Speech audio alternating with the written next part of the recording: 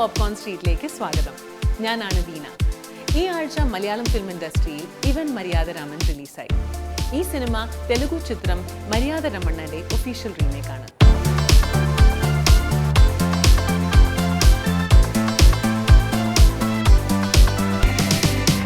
പൂർവിക സ്വത്ത് തിരിച്ചു പിടിക്കാൻ എത്തുന്ന ഒരാളുടെ കഥയാണ് ഈ സിനിമ. വഴിയിൽ വെച്ച് കാണുന്ന ഒരു പെൺകുട്ടിയുമായി പരിചയപ്പെട്ട് സുഹൃത്തായി അവളുടെ വീട്ടിലെത്തുന്നു. അവളുടെ വീട്ടുകാർ അയാളെ അതിഥിയായി സ്വീകരിക്കുന്നു.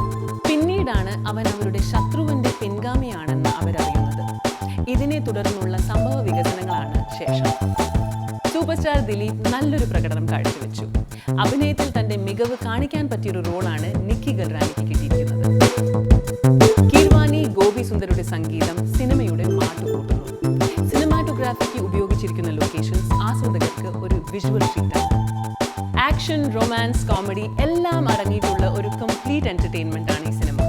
ഞങ്ങളുടെ അഭിപ്രായം ആസ്വദിക്കാവുന്ന നല്ല cinema. We give it 3.5 popcorns out of 5.